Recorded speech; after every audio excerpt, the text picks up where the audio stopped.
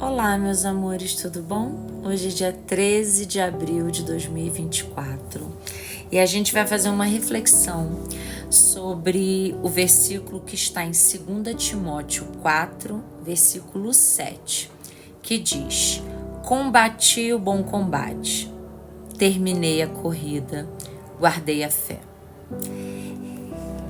Esse versículo foi uma fala de Paulo.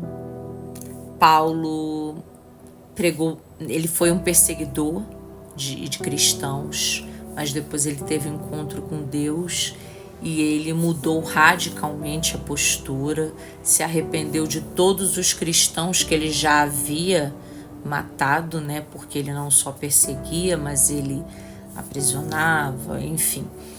E Paulo, ele foi um grande pregador da palavra de Deus, se não o maior, mas um dos maiores pregadores da palavra de Deus. Ele foi ameaçado várias vezes a ser preso, caso ele continuasse pregando a palavra de Deus. E ele continuou. E muitas das cartas, eu agora não sei se todas, mas muitas das cartas que Paulo escreveu foram escritas dentro de prisões, dentro de cárceres, onde ele não tinha motivo nenhum para estar feliz, ele não tinha motivo nenhum para se alegrar, mas ele estava ali pregando o evangelho através das cartas, fortalecendo as igrejas que haviam sido levantadas, né? Estavam mandando cartas dizendo: olha, parabéns, continuem assim, não esqueçam disso. Para outras, vocês estão se perdendo, cuidado com isso, não faça aquilo, isso não é bom aos olhos de Deus, né? Então ele estava ali numa posição de prisioneiro e sem culpa, porque ele estava sendo preso apenas por pregar a palavra de Deus. Mesmo assim, ele trabalhou incessantemente para que a palavra de Deus fosse pregada e para manter as igrejas já de pé, né? Então, aqui dizia: e então ele encontrou-se acorrentado em um lugar miserável, primitivo, pequeno e solitário. No entanto, ou seja, apesar disso, que às vezes a gente passa por coisas muito menores e já está se questionando a Deus porque está passando por aquilo. Mesmo com tudo isso, suas palavras nos passam a ideia de alegria e esperança, e não de depressão e desespero. Bem, no caso de Paulo, antes ele sabia que já estava chegando o seu tempo quando ele escreveu esse versículo, né? Combati o bom combate, terminei a corrida e guardei a fé. Ele já sabia que a vida dele já estava no fim, né? E aí é quase um encerramento mesmo, uma despedida.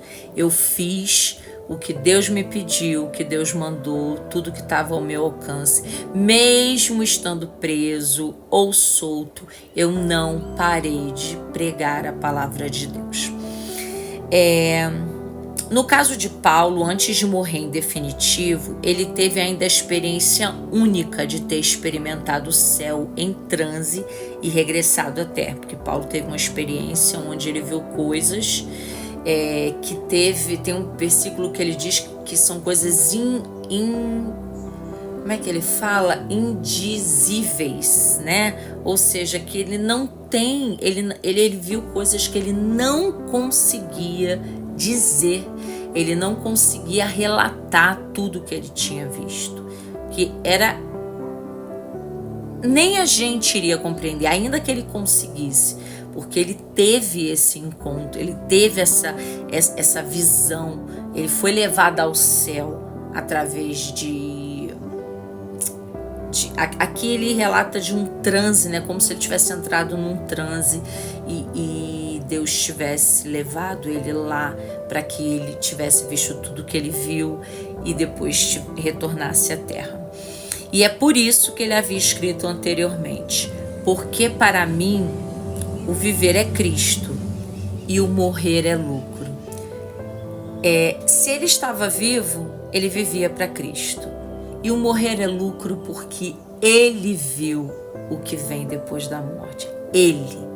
Ele teve essa oportunidade. Então, em Filipenses 1:21, ele fala esse versículo: porque para mim viver é Cristo. Então, se eu estou vivo, eu estou vivendo em função de pregar a palavra do Senhor. E morrer é lucro, porque se eu morrer, acaba tudo que eu estou passando aqui e eu vou para um lugar lindo, um lugar inexplicável, que seria lucro para ele. Para muitos, a morte é algo triste. Sim, porque a gente tem dificuldade de lidar com a morte. A nossa cultura, né, a do Brasil, porque tem países que lidam bem com a morte, fazem festa, entendem que o que vem depois é melhor. E talvez nós cristãos deveríamos também pensar assim, né? É triste para nós que não teremos essa pessoa conosco, que acaba sendo um pouquinho de egoísmo, mas para onde ele vai é muito melhor. Então deveríamos ficar contentes, né? Mas a gente não teve, a gente é muito ver para crer, infelizmente. E Paulo viu, nós não vimos, mas ele deixou escrito isso. Então ele compreendia que o céu era um prêmio para ele, sabe? Era uma coroação. Paulo estava indo embora sem arrependimentos. Eu acredito que quando ele teve aquele primeiro encontro com Deus, deve ter sido horrível para ele. Eu até acredito que durante muito tempo o tal espinho na carne que ele falava, é o que eu acredito, que tenha sido ele olhar para trás e ver tudo que ele fez com os cristãos, né? E agora, sendo cristão, depois desse encontro com Deus, olhar para trás e ver tudo que ele fez deve ter sido muito ruim. Mas Paulo nos deixou um legado imenso que não é que vai substituir, mas houve o arrependimento a ponto dele dedicar toda a sua vida para Deus. Então, quando ele morreu entendendo que ele fez o papel dele, a missão dele tinha sido cumprida. E agora vem as perguntas para nós refletirmos, para encerrar o vídeo. Você seria capaz de dizer a mesma coisa?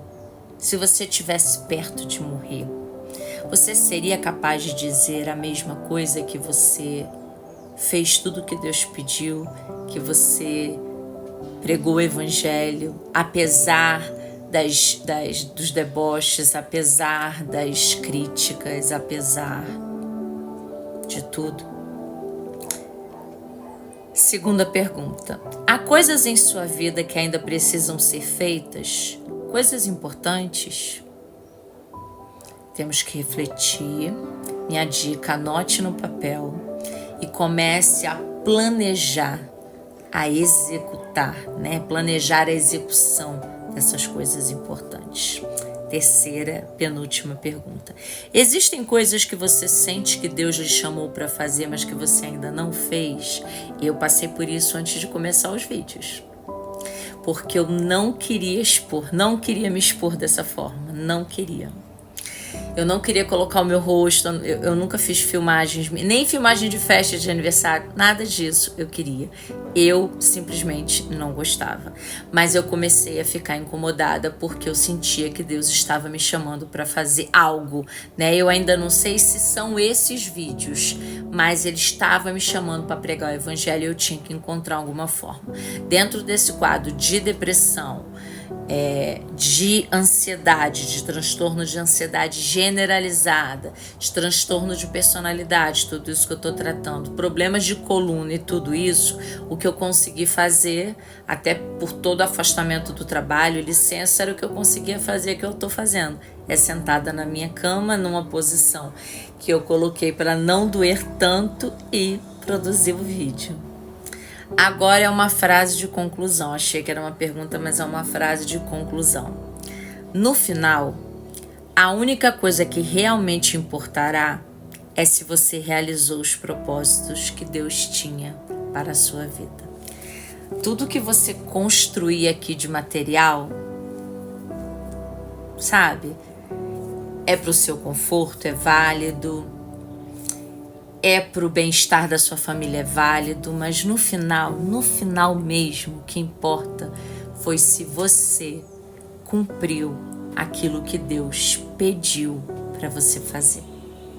Então, façamos essas reflexões, tanto eu quanto você, porque eu posso achar que já estou fazendo o que Deus quer e de repente eu estou fazendo algo diferente do que Ele quer.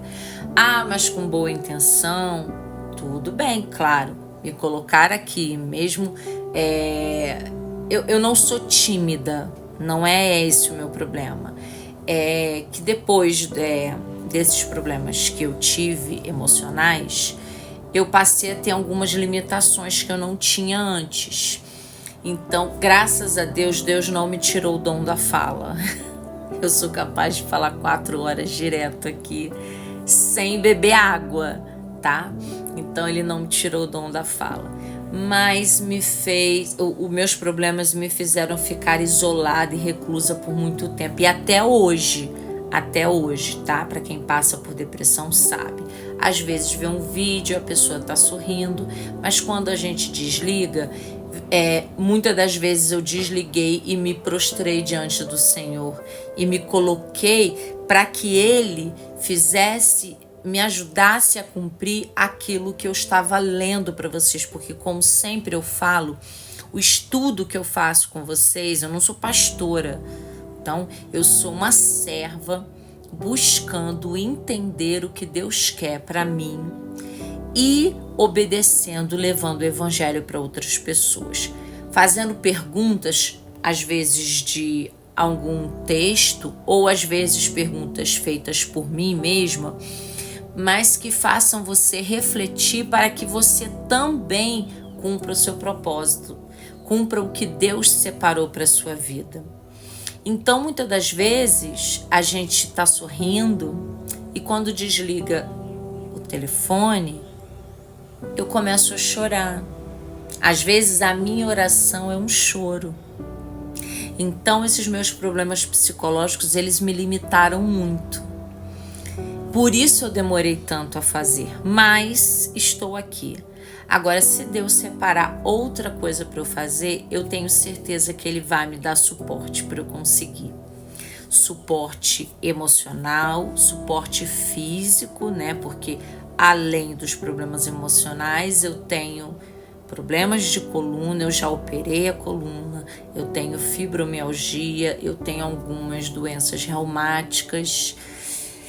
E então tem que confiar muito no Senhor para acreditar que eu posso estar um dia contando minha história em outro local e que Ele me faça conseguir sair de casa, né, de repente sozinha, porque eu ainda estou num período que não é sempre que eu consigo sair sozinha, porque eu também sofro de síndrome do pânico, né?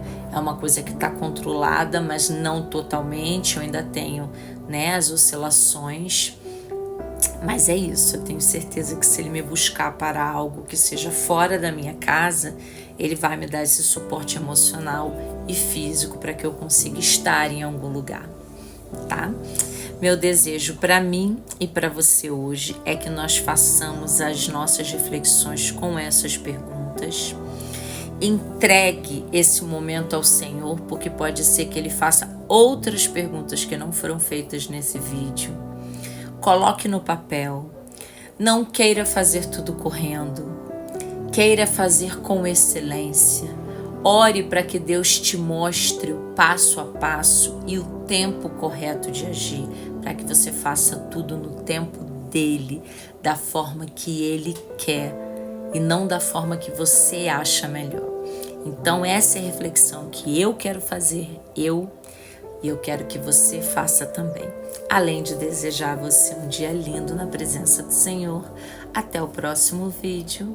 Tchau!